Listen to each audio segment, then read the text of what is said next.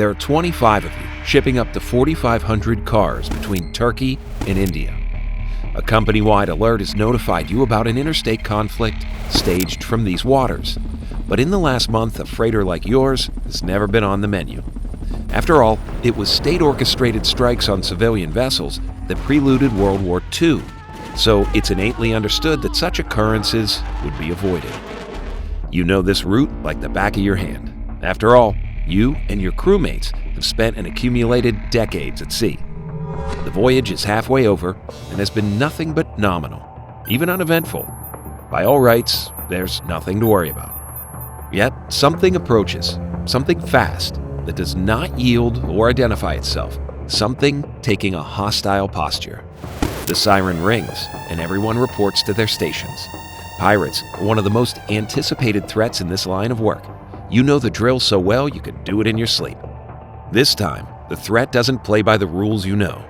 Your ship is boarded, not from a ramshackled Somali motorboat, but from the sky, by state-trained militants, arriving by helicopter to effectively subdue you, while keeping the ship afloat. Not quite how you imagined it, but now that you're staring down the barrel of an assault rifle, you count the minutes before they empty the little vault on the bridge for this scenario and send you on your way. What you don't know is that their ransom is not in dollars, but in you. And because this is a statement and not a shakedown, they have no intention of letting you go. The Red Sea.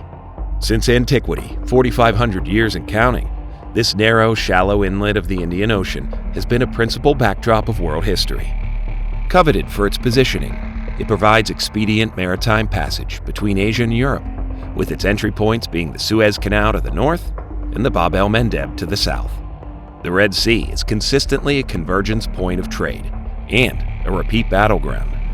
On October 7, 2023, the Israeli-Palestinian conflict escalated to the highest point in nearly 50 years, when Hamas launched surprise attacks in the nation's southern region, prompting Israeli retaliation in the Gaza Strip.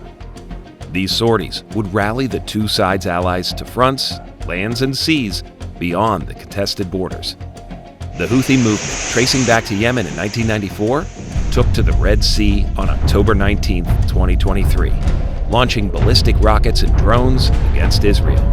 Sitting on a chokehold of trade routes, they were enticed by a new proclivity: piracy. That returns us here to the surprise hijacking scenario, carried out by a new class of piracy. Frightening, but improbable? Perhaps it would shake you to know it did, in fact, happen, and was the first of many, or that the role we put you in was real, and is at the militants' mercy to this day. On November 19, 2023, aboard the Galaxy Leader, a crew of 25 were taken captive by Houthis who arrived by an Mi-17 helicopter. The freighter and her crew were brought to the port of Al Hodeida, where she would remain. In this Yemeni seaside community, it quickly became a popular tourist attraction, with thousands of visitors to climb aboard and celebrate their symbolic victory over Israel. As for the 25 crew members, their whereabouts are a mystery. While the Houthis have lauded the disruption of so-called Zionist influence, their appetite for shipping lines would become increasingly omnivorous. A notable target was the Palladium 3, belonging to the Italian-founded, Swiss-run Mediterranean shipping company, besieged in a ballistic missile attack on December 15th. Though damage was sustained from both the blast and subsequent fire, none were lost or injured. These attacks are but 2 of 24 pirate attacks on the commercial freighters in the final 2 months of 2023.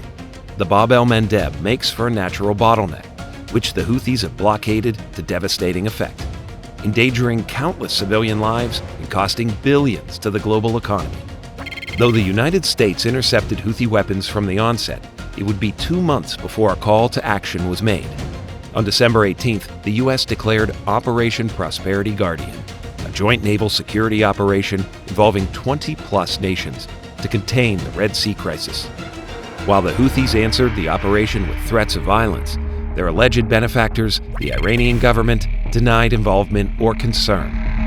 The threat of piracy, compounded by the impending military operations, prompted shipping companies to remove the Red Sea from their foreseeable charters. relying instead on circumnavigating Cape Good Hope of South Africa. By the end of 2023, over 18% of the global maritime traffic, all typically reliant on the Suez Canal, have taken the elongated route. As a result, major ports, Durban, Cape Town, Nurwin, Mombasa, and Dar es Salaam are overburdened, ill-equipped for the unprecedented congestion. In lieu of the typical ebb and flow of shipping costs, they've skyrocketed. Spot rates surged by 20% in the second week of December alone. Yet, consumers would bear the brunt of these expenses, with new surcharges added. What can be expected from the crisis moving forward into 2024? A hurdle already threatening shipping companies will be exacerbated. Owed to the Carbon Intensity Indicator standards, coming into effect on January 1st. Restricted by their carbon footprints, ships will be unable to sail at faster speeds while maneuvering around Africa, prolonging their voyages by up to 2 weeks. This strenuous circumvention will continue until the crisis is neutralized.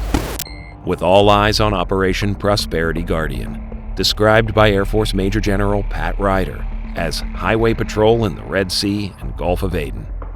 Top reservations expressed by the commercial element, and despite the U.S.'s intention to move forward with Operation Prosperity Guardian, it has been, nonetheless, defined by setbacks. France, Italy, and Spain, the most prominent states in the operation, rejected U.S. command within the first week of its announcement.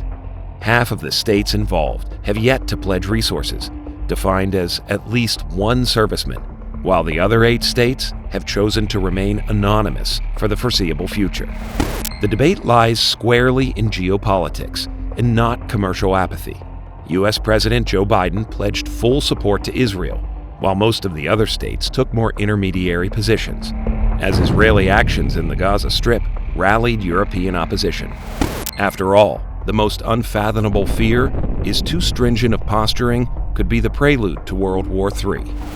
As David Hernandez, a professor of international relations at the Complutense University of Madrid, commented, European governments are very worried that part of their electorate will turn against them. The participants who have kept their distance from Operation Prosperity Guardian have nonetheless proceeded with independently providing escort for freighters. Most shipping lines opted to continue the circumnavigation around Cape Good Hope. Most audibly, Germany's Hapag-Lloyd, which opined that the Red Sea was still too dangerous to traverse. Maersk was the first to jump at the opportunity to restore the Suez Canal route, with dozens of charters set for the first weeks of 2024. They would, however, pay a price for flying too close to the sun. On the evening of December 30th, 2023, the Maersk Hangzhou was struck by a missile while crossing the hotbed of the Bab el-Mandeb. She was deemed seaworthy, so the crew moved forward with their voyage toward Port Suez, Egypt. The Houthis, however, had different plans. At the crack of dawn, the Hangzhou was besieged by 4 boats, crewed by heavily armed Houthis. The Hangzhou issued a distress call, answered by the USS Eisenhower and the USS Gravely. Efforts to board the freighter were frighteningly realistic. The Houthis came within 20 meters of the Hangzhou. They, however, did not succeed, thanks to the freighter's security returning fire, and the arrival of helicopters from the Eisenhower and Gravely.